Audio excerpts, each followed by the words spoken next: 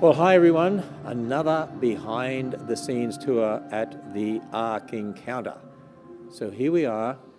We're on deck 2 of the Ark, and it is empty right now because the Ark is closed to the public.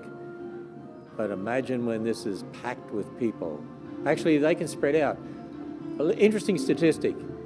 In the 3 decks of the Ark, we're actually permitted to be able to exit 10,000 people at one time because we have these big exit stairs in the towers. Mm-hmm. Not that we would want 10,000 people in the Ark at one time. That'd be a pretty intense day. But anyway, that's just an interesting statistic. We are permitted to have 10,000 people at one time to exit.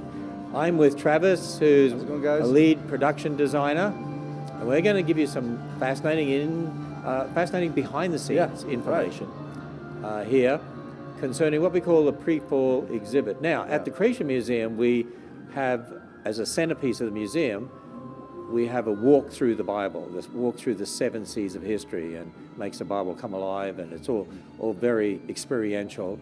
So we don't do that here at the Ark. It's more that the exhibits are associated with the flood in some way or another, but we do, in a sense, walk you through the 7 seas of history. Right, because it's and still we start important. here, and we do it in painting form, right? Yeah, it's still important to catch people up with the account, so they're familiar. So yeah, we start here with the days of creation. So leading up to the flood, so we start at the beginning with the 6 days of creation, and then the Garden of Eden, the perfect world, and then we move on down. So this is just the first part of this exhibit. Right. As we come down here. So this is the perfection before sin. Right. Now we come down and we're going to portray what happened after sin. And Travis, as we go down there, we're going to show you the dioramas we have down there that the artist did and give you some fascinating information behind the scenes about those dioramas. Yeah. But as we do that, you know, one of the struggles that you had as artists was portraying the violence of the pre-fall world, but we have a family-friendly attraction. Was that a struggle for you guys? Yeah, it really was. We had lots of conversations trying to figure out what really is the perfect balance so that people understand the biblical account. They understand the depth of it, the seriousness of it, but also, like you said, this is a family-friendly attraction. We got to balance that. So it was a huge challenge. And yet we want even children to understand how violent the world was before the flood, that they were wicked, that they were evil. And so as you come through here, first of all, we have this beautiful artwork that continues this exhibit, man's rebellion. Adam's sin brings death. Yeah. And God provides a substitute, the first blood sacrifice as a covering for their sin. And God banishes Adam and Eve from the garden. Cain murders Abel. And then we come into, you know, getting towards the time of the flood and looking at civilization and all that was going on there. The Bible tells us, you know, there were giants on the earth, there was violence. Yeah, we see it there were people spiral out of working control. with metal and musical instruments. And so imagine a godless world. Yeah, it just gets darker and darker. And oh, look, we happen to meet one of the giants. Yeah. Speaking of darkness. It's Tim Chafee, our content manager. And the reason we have Tim here is because I thought, Travis, you could explain this diorama. There's 3 dioramas. We're going to give you some fascinating three main information. dioramas here. So this first diorama is our Colosseum diorama. And in a few of these, we actually have some little cameos. And we're here today with Tim, and his cameo is very apparent. Cameo. I'm not a little cameo in this Well, one. why don't you go over there and stand beside it here and point. So thanks, Travis. Here's there's my mini-me, I guess, my action figure. What was it like posing for us? It was pretty cool, actually. I don't know if you explained the procedure, but we had 72 cameras set up in a circle at 3 different levels, and you just go in there and stand, do your pose, and they click one button, all 72 cameras fire, and the computer creates a 3D image, and then you had to go in and clean up a little bit. I know on this one, because you wanted to snarl on my face a little more, I had to hold that pose for about 2 minutes, and you took like 20 different pictures, and my cheeks were getting really sore. But it was a lot of fun. You said, "Do you want me to change up your face so that people?" And I said, "No, I want people to be able to walk in there and say that's Tim." So another fun fact that I'm actually the good guy, Right. in this. People think, "Why are you being so mean to that lady?" Well, that lady happens to be our camera person right now, and in our story, she's So actually. you mean that is Maria? Yeah, that's Maria. So she is, in the story, she's a serial killer. I'm the good guy. She's getting what she deserves. That's what all my villains side. tell themselves. That's my side. I'm sticking to it. And she's not going to turn the camera around on herself here. I guess not. No, she didn't want to. So So I think she maybe said she hadn't could showered for a week. do No, a close up of herself there. So Maria, did you have to pose for that like Tim did? She's just shaking her head. Yeah, she did. Yeah, we had several staff members, help with some of the posing, and that just gave us kind of a base reference point. We should probably clarify something. We should clarify something as well.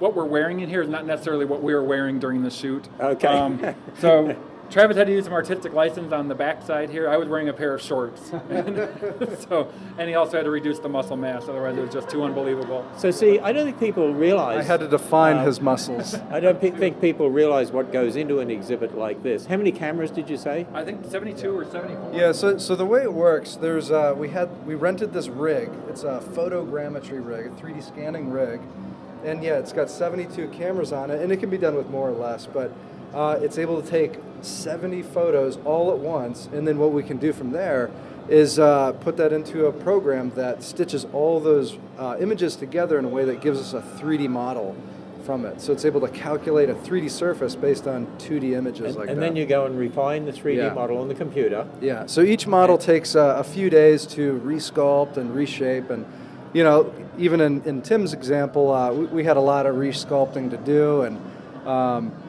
defining his muscles a bit, because those Because he doesn't have the ones that those he needs. those flabby writers, content writers muscles. So let me get back into my outfit. So once you do that, then how did you print them out 3D? So then the next step is the 3D printing process. And so what's neat about that that we really utilized here at the ARC is the technology of 3D printing. So when we did the Creation Museum, if we were to approach something like this, all these would be done by hand sculpting every single character, and that takes a really long time. Because the Creation Museum has been open for 14 years. Yeah. Right. We didn't even have that Didn't have option that at that option at that stage. But 3D printing really boomed when we started developing the ARC, and we're like, let's try this, because and we really were able to save a ton of time. Do you have something? Yeah, so Travis talked about the cameras being around. That wasn't the first way that you scanned images. Actually, just to show you how ingenious some of these guys are, Travis developed like a little turnstile with some LED strips going in, so people could stand in the middle, do the pose, and then he would slowly spin them around while he's scanning them with an Xbox Connect. Yeah, we actually found some online tutorials how to use a Xbox Connect to 3D scan people, and so that's what we actually used for the majority of the figures. And it wasn't until about halfway through the project that we got this rig that was able to do all this at once. And I'll show you some cool examples of what we did with that. For this, once we got that rig, he was able to bring people in every 5 minutes. Okay, go do your pose, stand there, click, good, next, and then but the other one you had to stand still for a long time. So did you do that for every one of these? Yes. Well, actually, let me explain a couple things here. So here we're looking at a diorama. There is, let's see, I think I counted almost 80 characters just in this diorama. These are a foot tall, so they're pretty big characters. All the characters in the crowd, we did a special way. There's actually only 4 different bodies between all the crowd characters, different arms, and about maybe eight different heads. And so we made them in a way that we could just swap them all and switch them around. And then we just molded and cast those pieces. And so we have very unique individual characters up there that we were able to get from just a few pieces. But then we have these special one-off characters here in the main part of the diorama, and so we got about 20 of those in here. And so yeah, each of these characters were scanned specifically, resculpted specifically for the story of it. And then somebody had to design the actual backdrop here Exactly. for the diorama. Yeah, and that was a lot of fun too. We used our foam urethane spraying machine to just spray on some forms, and then just went and started carving at it. So this was such a fun project to work on. So this sort of gives a sense of what violence before the flood. Right. Yeah. And sort of like in the Colosseum in Rome. Yeah, you know. and you see around this exhibit, we kind of tried to take a survey of what some of the terrible things people have done after the flood and kind of look at, well, maybe this is what they could have done before the flood, kind of a thing. So then we go Yeah. on to the next diorama. So right. let's go there. Yeah, let's and check see out what the you have next one. there.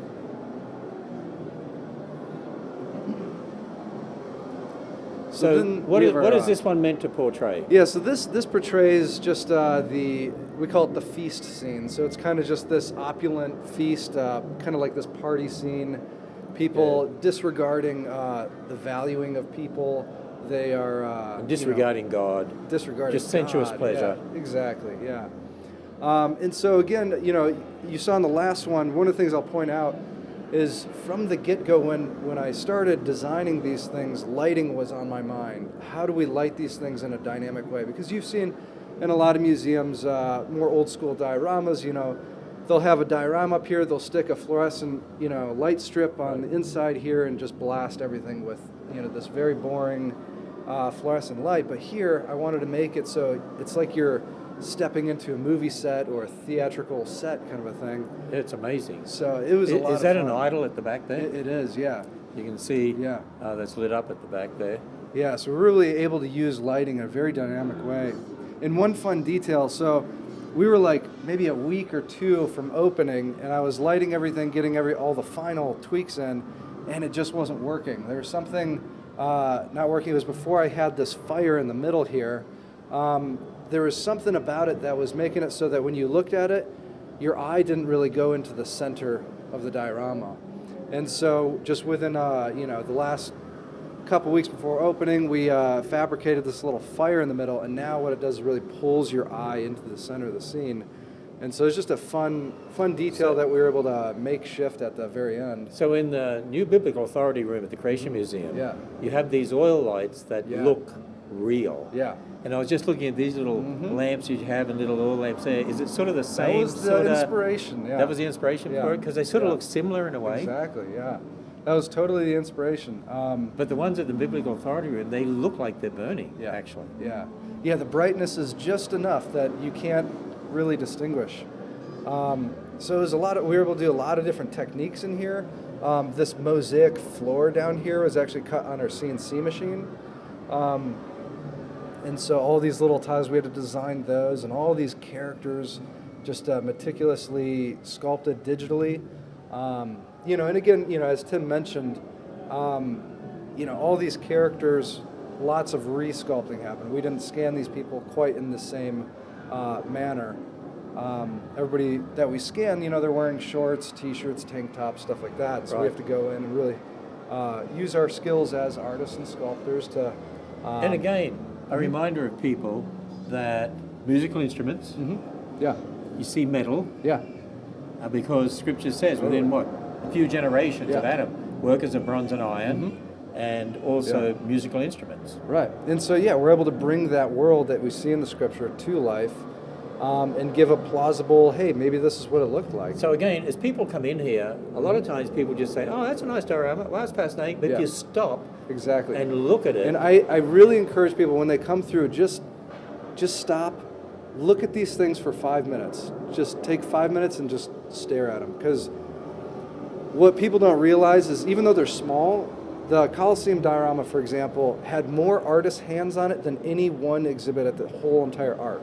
is that right? Yeah. There's more artists that touched that thing. I mean, these are absolutely stunning, Yeah. really, when you So- look at them. I see back there, is that one of Right. the animals we talked yeah, about in so the ark? that's one of the Thylacis smiluses, an extinct In fact, marsupial. we did a behind the scenes looking at Noah language, yeah. and in the library, we had his diagram Yeah, right. there, the, what'd you call it again? Thylacis smilus.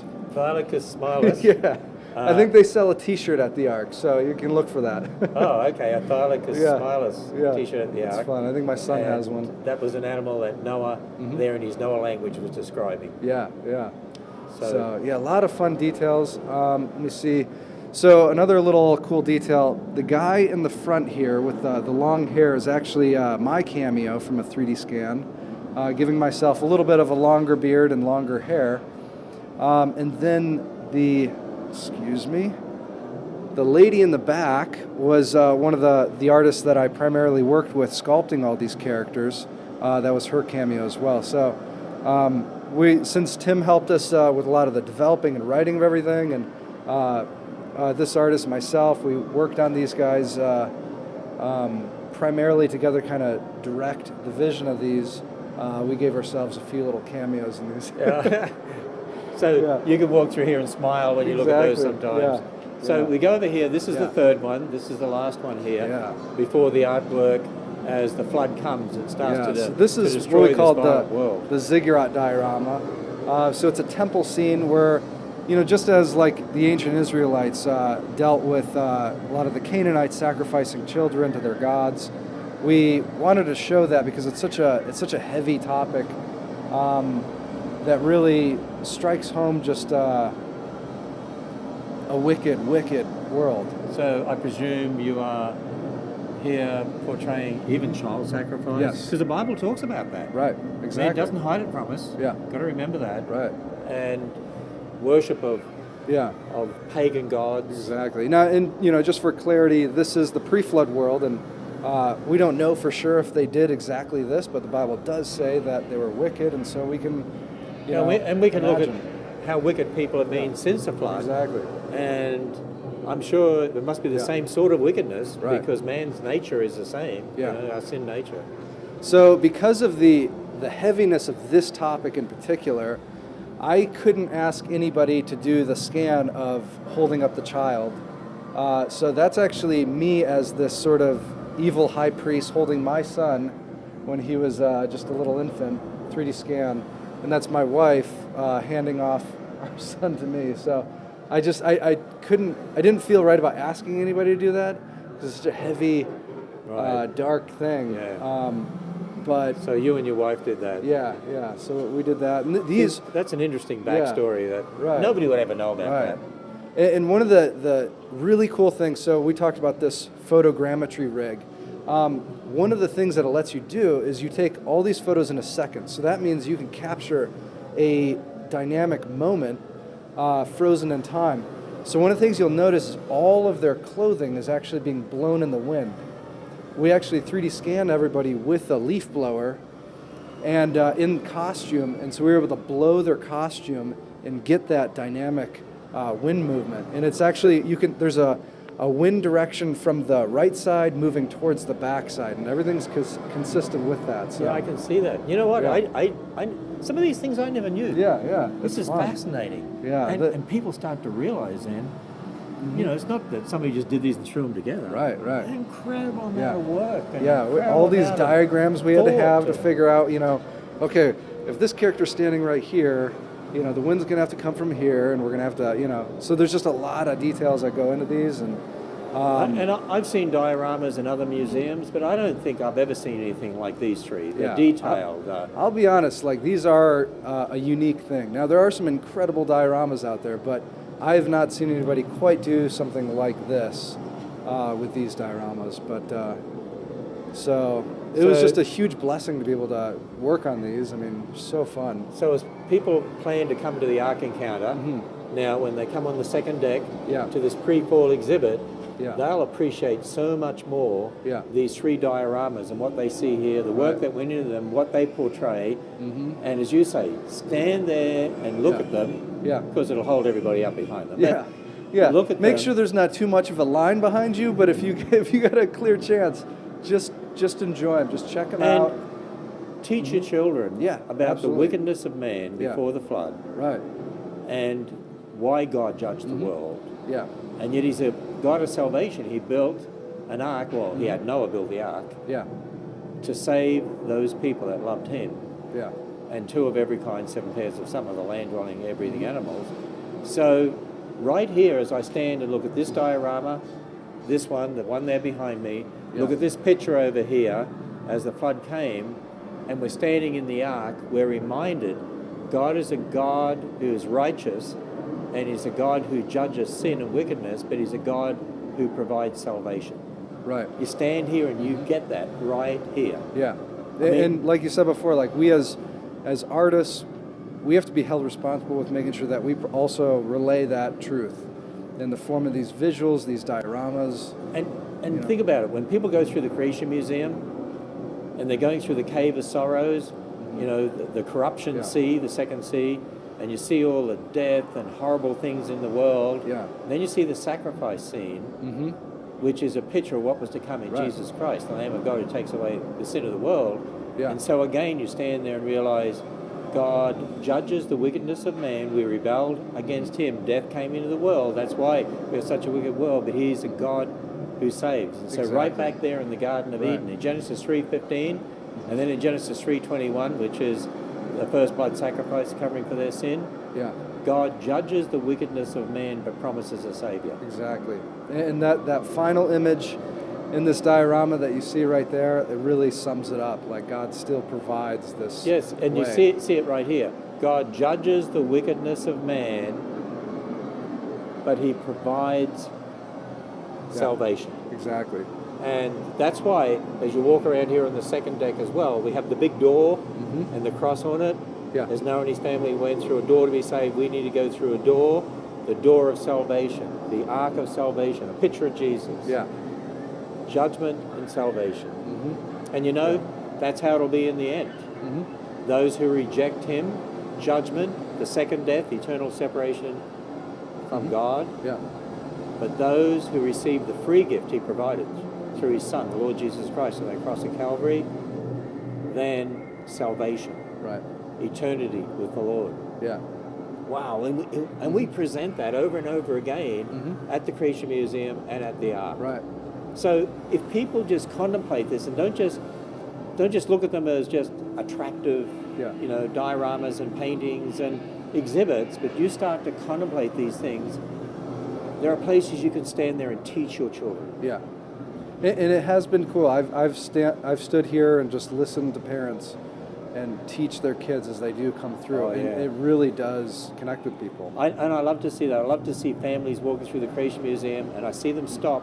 Yeah. And I see a father or a mother explaining to their children more about that particular exhibit, helping them read it, helping them understand it. Yeah. Phenomenal. That's why we need to get back to these attractions being open. Yeah. That's right. We do, so people can come. Yeah. So plan your visit. And be impacted. So there you are. We learned a lot today. Yeah. So thank you for that. Another behind-the-scenes tour. We've got more that you'll be able to see. We'll air more of these. So keep watching for them.